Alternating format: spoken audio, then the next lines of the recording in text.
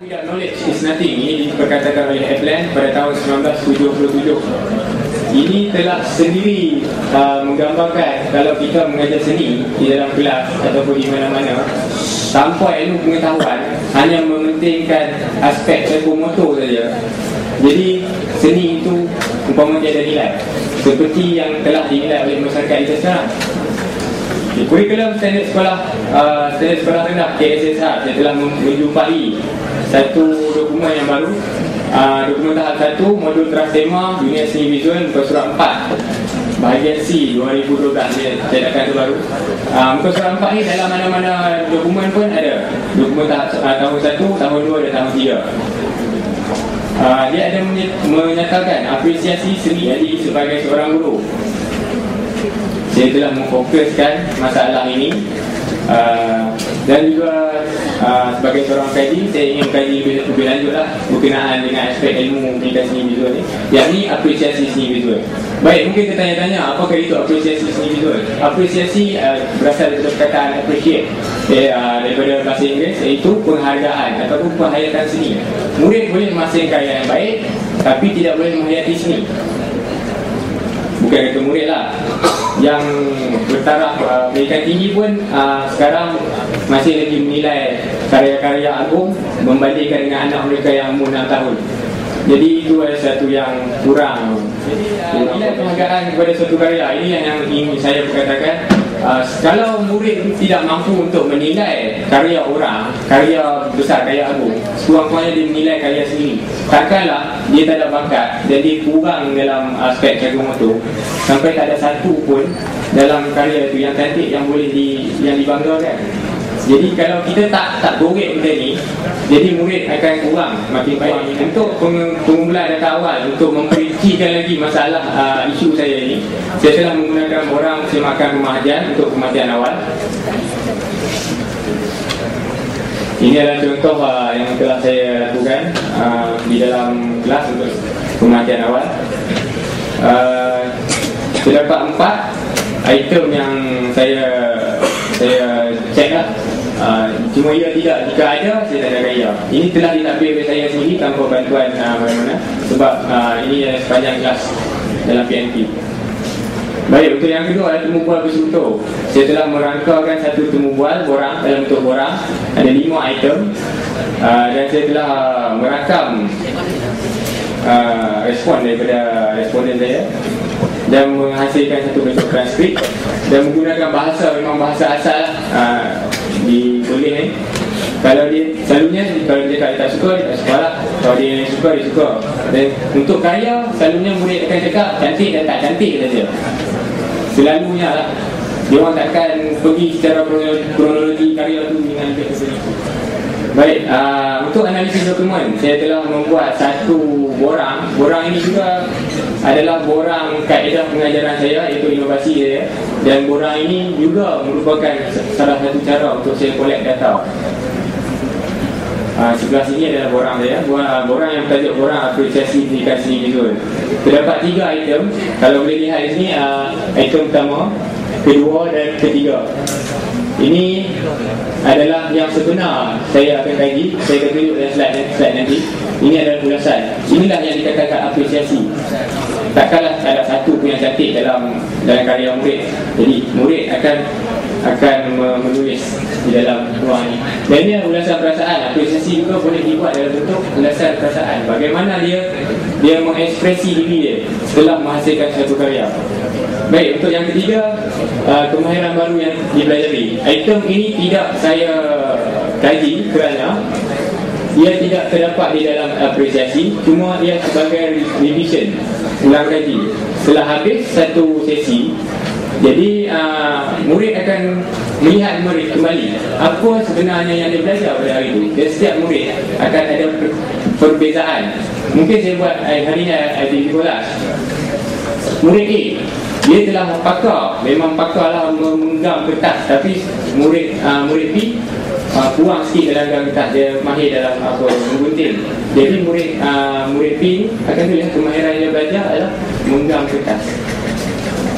Dan murid A akan menulis kemahiran baru yang terjadi dalam menggunting. Jadi dia faham apa yang dia pelajari sebenarnya. Baik, untuk bahagian C, boleh takbiran, kawalan dan kolaborasi ini berkaitan dengan penyelidikan saya. Bagi kebolehan takbiran, saya telah mentadbir di sebuah sekolah yang saya rahsiakan namanya, dan telah mendapat persetujuan, dan ini telah disemak oleh pentadbiran lah. Okey, dari sudut kawalan saya telah mentadbir ke atas murid saya sendiri. Saya mengajar bahasa Melayu dan juga bahasa aplikasi visual. Jadi dari segi sudut mentadbir orang tu mudah lah.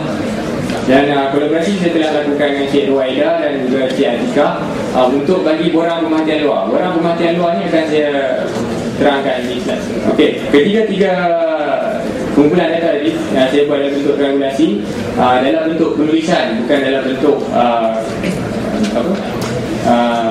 kuantitatif lah, dalam bentuk kualitatif. Jadi saya tak boleh sentarkan penulisan yang banyak lebar ni, jadi saya akan ceritakan terdapat beberapa persamaan dalam triangulasi. Kita akan cari persamaan iaitu antara minat murid, kemampuan penyataan estetik iaitu apresiasi lah, dan sifat efektif tu, sama ada dia minat atau tak minat dengan seni. Ketiga-tiga ni terdapat di dalam semua dokumen. Tidak pernah membuat apresiasi seni. Jadi dalam tindakan ini, tindakan yang kita lihat 1, 2, 3 ini adalah merupakan PNP. PNP pertama, kedua, ketiga, dan ini adalah selang masa 6, 27 dan 9.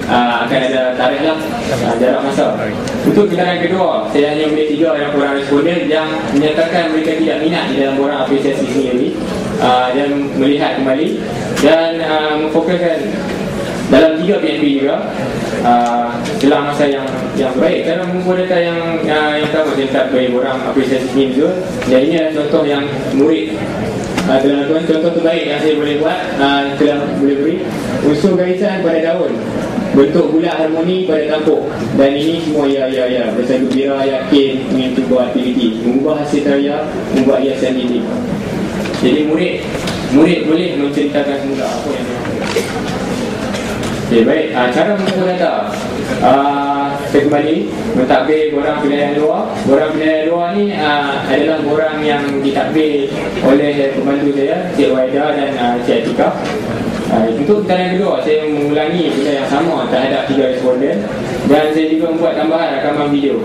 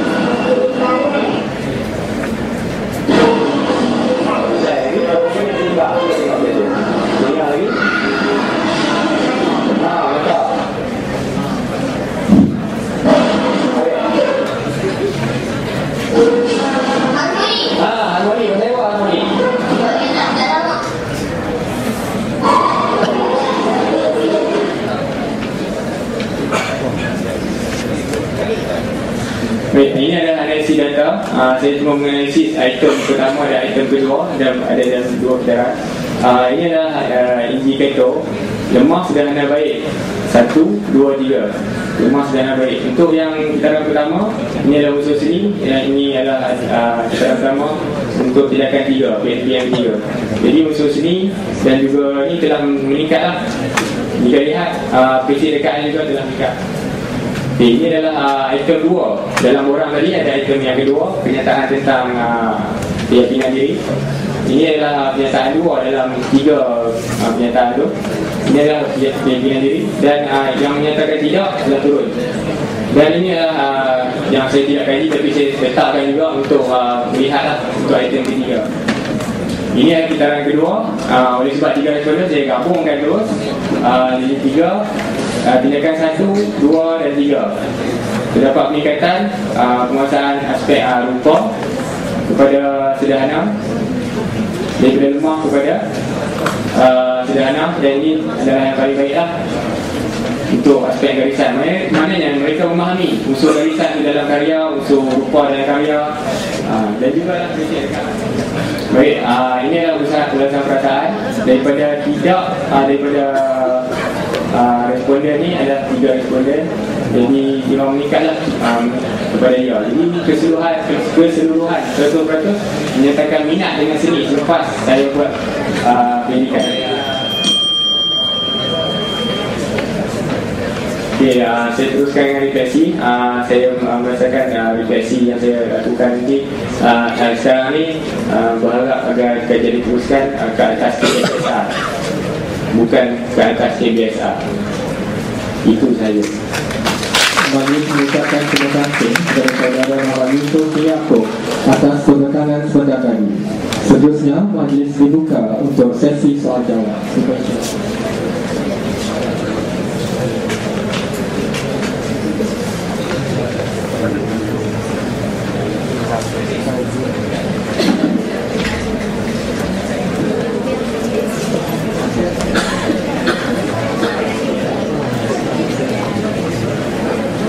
Diharap ada satu soalan.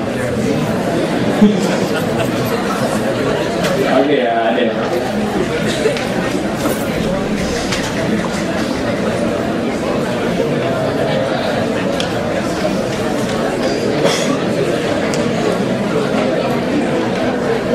Assalamualaikum. Waalaikumsalam.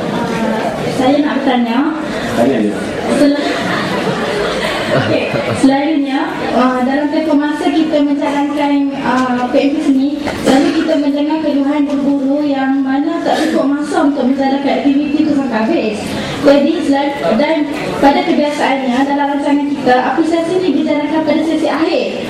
Jadi saya nak bertanya, waktu mana kita nak bagi dekat budak ni kertas tu, lepas tu masa mana kita nak tunggu dia orang menulis, dan adakah semua apresiasi yang ditulis oleh pelajar tu dibentangkan ataupun hanya untuk pengetahuan guru sahaja? Sekian, terima kasih. Okey, terima kasih.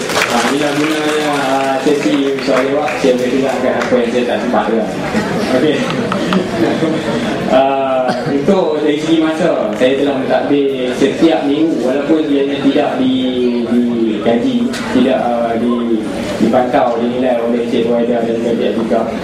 Saya mentadbir setiap minggu. Jadi dalam PMP saya memang letakkan 10 minit dalam sesi penutup. Jadi 10 minit ni cukup untuk murid menulis. Kita bukan bagi, saya tak bagi dia sebagai satu ujian. Kalau ujian mungkin kita bagi murid tulis. Tak. Ini adalah satu kaedah yang kaedah pembelajaran, sumbang saran. Macam tadi video yang saya tunjuk, cikgu tanya, murid jawab, dia tulis. Cikgu tanya, murid jawab, dia tulis. Sambil tu ada interaksi.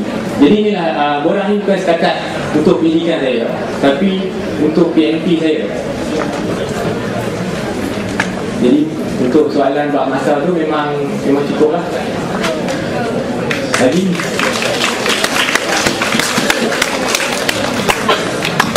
Berbuka lagi pada hadirin untuk menentukan soalan. Okey, Assalamualaikum. Usuk. Boleh tak terangkan dengan lebih jelas apakah yang murid luahkan secara apresiasi kepada melalui hasil karya yang dia terangkan? Mungkin kat sini ada yang tak tahu apresiasi itu macam mana dengan lebih jelas unsur seni dan kesyirikaan. Boleh terangkan dengan lebih jelas untuk semua audiens lebih faham. Okey, terima kasih kepada dia. Okey, alhamdulillah kita kat sini ada banyak lukisan. Dia boleh tunjukkan secara mampunya. Okey, contohnya dalam lukisan di sebelah ini, dari segi warna yang kita gunakan, kelihatan harmoni. Ini contoh saya murid lah. Okey, saya cakap cikgu dalam karya saya warna yang digunakan harmoni kerana terdapat biru muda, biru gelap dan warna putih. Jadi dari sudut warna adalah unsur seni, dan daripada harmoni adalah fungsi rekaan. Ini adalah merupakan satu apresiasi yang baik, bukan peringkat lemah. Kalau lemah, murid cuma boleh cakap warna, dia sebut, dia nampak warna, dia sebut warna, dia nampak ada garisan, dia sebut garisan, itu saja, tapi tak mengaitkan dengan karya. Jadi inilah yang dikatakan apresiasi. Dan indikator yang telah saya sebutkan tadi, ada lemah, sederhana dan baik.